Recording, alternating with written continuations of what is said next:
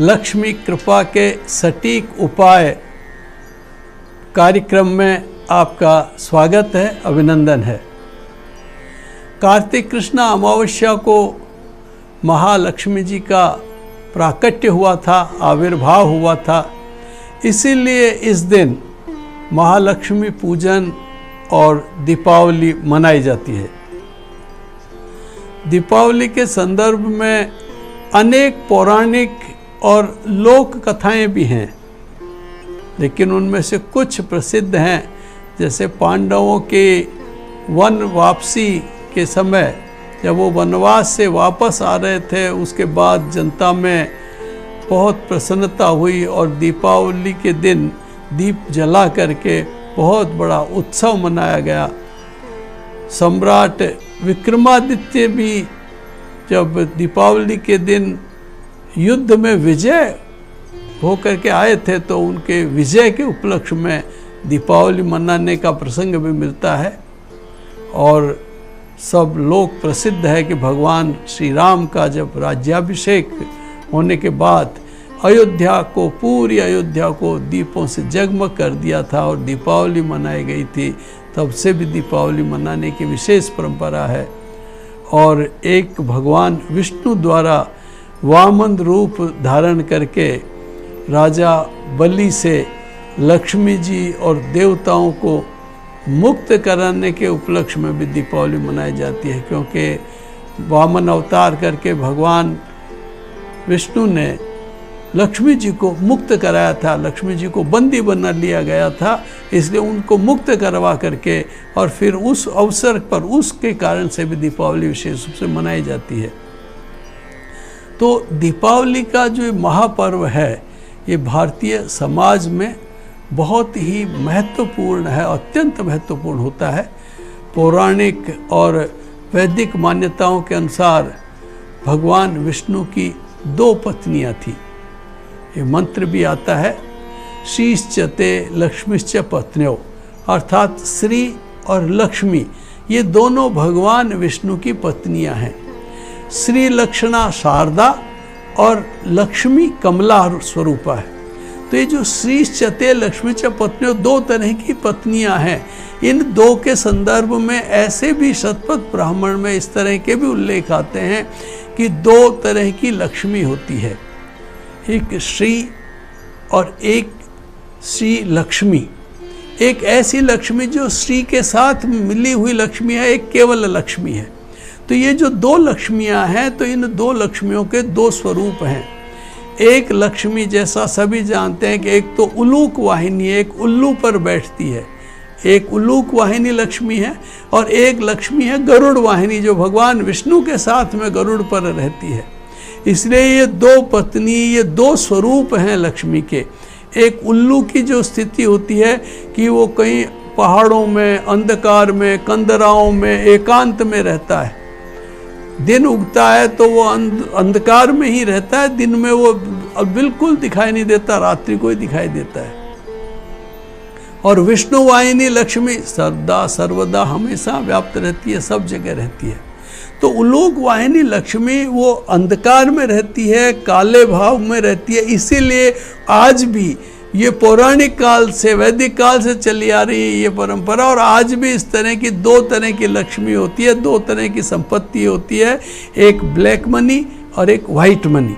तो जो black money है वो तो उलूक वाहिनी लक्ष्मी होती है, और जो वाइट मनी है वो गरुड़ वाहिनी लक्ष्मी होती है। इसीलिए जो वैदिक मंत्र है श्रीश्चते लक्ष्मीश्च पत्न्यो, तो ये जो लक्ष्मी की 2 पत्नियां, 2 स्वरूप हैं लक्ष्मी के, ये विशेष रूप से आज व्यवहार में भी दिखाई दे रहे हैं। लेकिन सुख, शांति और समृद्धि हमेशा गरुड़ वाहिनी लक्ष्मी के साथ ही मिलती है। और हम जो दीपावली पर पूजा करते हैं वो गरुड़ वाहिनी लक्ष्मी की ही पूजा करते हैं।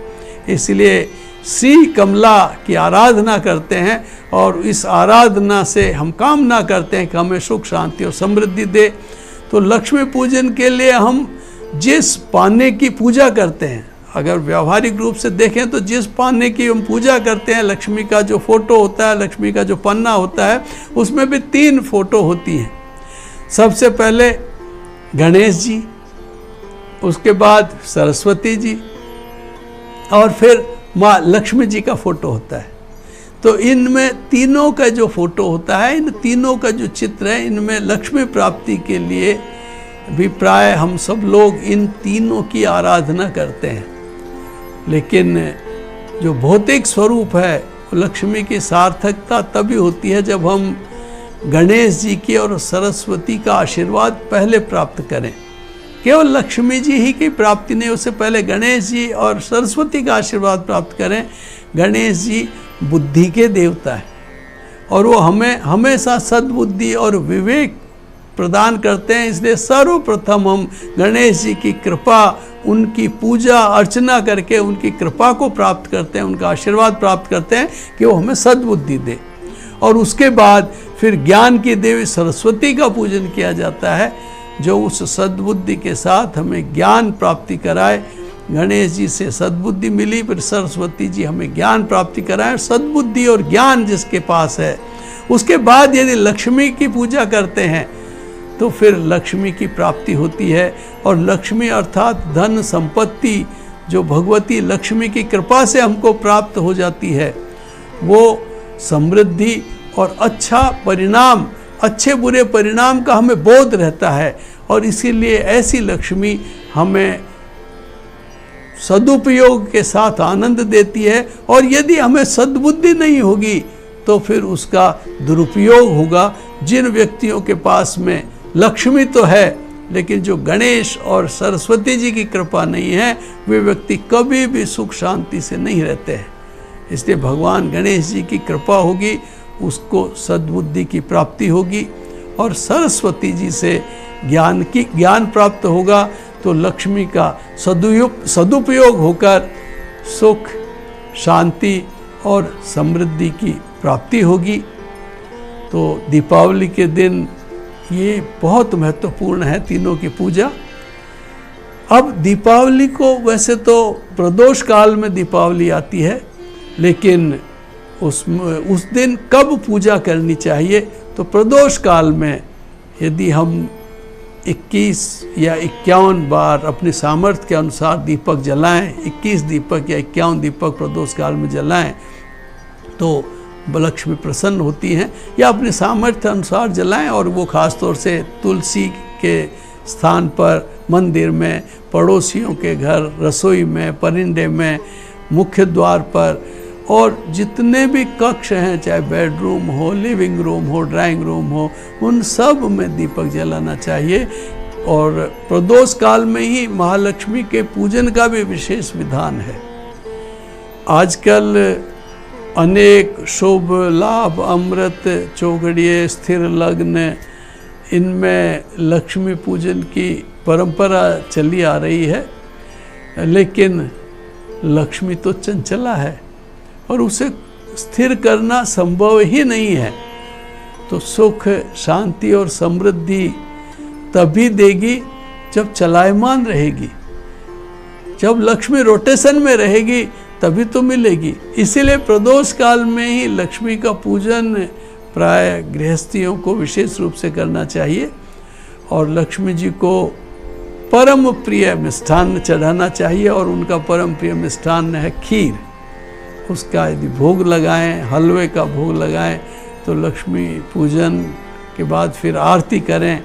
तो आरती करने के बाद फिर सभी को, जो बुजुर्ग हैं, हमसे वृद्ध हैं, आयु वृद्ध हैं, ज्ञान वृद्ध हैं, उनके चरणों में प्रणाम करके हम आशीर्वाद ग्रहण करना चाहिए, जिससे लक्ष्मी पूजन सार्थक होता है। लक्ष्मी पूजन का जो विशेष मुहूर्त हैं वो 24 अक्टूबर को दीपावली है। तो लक्ष्मी पूजन का श्रेष्ठ मुहूर्त प्रदोष काल है, और प्रदोष काल का जो समय है वो सायंकाल 5:47 से 8:21 तक रहेगा, और शाम को रात्रि को 8:03 से 9 बजे तक वृष लग्न रहेगा। इसी के साथ सिंह लग्न भी रात्रि को 1:13 से 3:49 तक रहेगा। तो ये कालखंड रात्रि का ठीक है।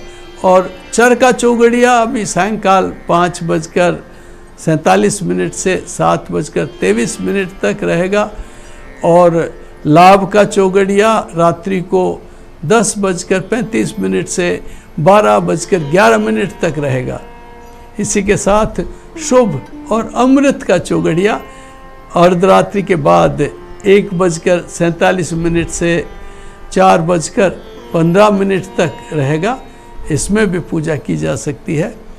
और प्रातःकाल जो व्यापारिक प्रतिष्ठान आदि की पूजा करते हैं वो लोग प्रातःकाल अमृत का चौगड़िया रहेगा। प्रातः 6:35 से सूर्योदय के साथ ही प्रारंभ हो जाएगा और 7:59 तक रहेगा।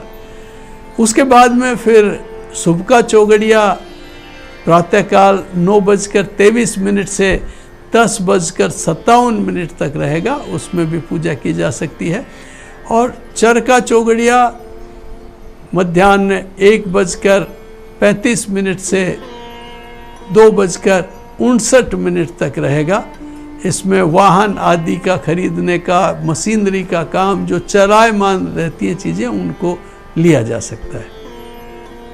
इसके बाद फिर लाभ और अमृत के चौगड़िए जो अपराह्न काल में 2:59 से 5:47 तक रहेंगे। इसमें भी अपने व्यापारिक प्रतिष्ठानों की पूजा करने का अच्छा मुहूर्त है।